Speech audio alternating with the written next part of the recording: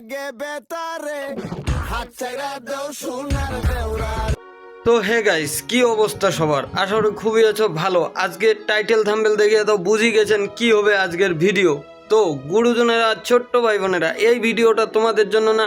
আর যারা এই ভিডিওটা দেখবেন বলে আশা করেছো, তারা টুক করে কানে হেডফোনটা গুজে নাও আর মাঠে ঘাটে যেখানে পারো বসে যাও, কারণ আজকে খেলা হবে অন্যভাবে। তো বেশি না মেরে ভাট, আজকের ভিডিও করিলে। বলছি দিদি, ওই ছেলেটা তোমার কি হয়, বয়ফ্রেন্ড? বয়ফ্রেন্ড নাই আসলে। তাহলে যে মানুষ বলতেছে ডাবল প্রেম করতে গিয়ে ধরা খেয়েছো। চকলেট ডাবল টাইমিং করা ধরা খাইছে। তো আমি ডাবল টাইমিং করছি, এটা এরকম কোন টাইপের কিছু না। তাহলে আমাদের এটা বলেন, যার সঙ্গে এত ঘনিষ্ঠভাবে ভিডিও করলেন সে কি আপনার বয়ফ্রেন্ড? মানে মিস চকলেটের বয়ফ্রেন্ডের নাম রায়ান না। আচ্ছা, আমাদের এটা বলেন, যেই ছেলেটা আপনার হাত ধরে নিয়ে গেল সেই ছেলেটা কি আপনার বয়ফ্রেন্ড না? টিকটক করব, সে কোনো দিনও আমার লাইফ পার্টনার হবে না। তাহলে ওই ছেলেটা নিশ্চয়ই তোমার কাজিন টাজিন হইতে পারে না? তোমার কাজিন, সত্যি কথা। না, বলতেছি এখনো কি তোমার কাজিনই আছে? আমার কোনো কাজিন না, আমার ফ্যামিলি এত লেম না।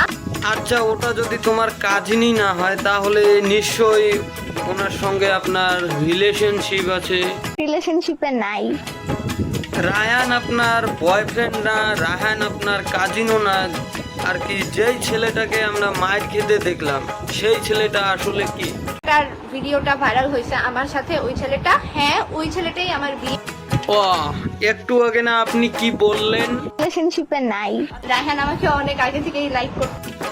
আর আপনি করতেন না? সত্যি কথা বলবেন কিন্তু। রায়হানের সাথে আমি একটা টাইমে রিলেশনে ছিল। ও, কোন টাইম? ওই ছেলেটা আপনার লাইফে আসার আগ অব্দি? রিলেশনে না যাওয়ার কারণটাই হলো ওর ফ্যামিলি ব্যাকগ্রাউন্ড খারাপ। এর তো একটু আগেই আপনি বললেন যে ওর সঙ্গে আমার রিলেশনশিপ ছিল, আবার এখন বলতেছেন যে ওর সঙ্গে রিলেশনশিপে না যাওয়ার কারণ হচ্ছে ওর ফ্যামিলি ব্যাকগ্রাউন্ড খারাপ, তাই না?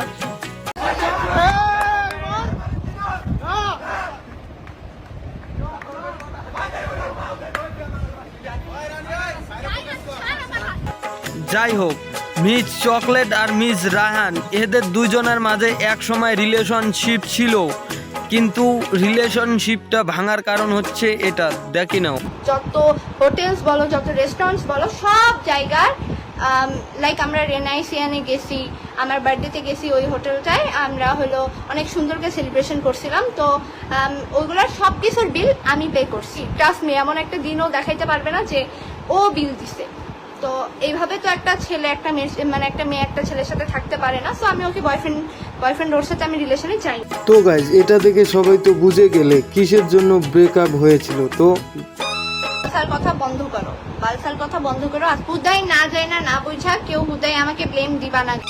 ঠিক আছে, বালছাল কথা বদ্ধ করে দেব, কিন্তু সত্যি কথা একটা বলবো, ওই ছেলেটা কি সত্যি আপনার বর্তমানে বয়ফ্রেন্ড?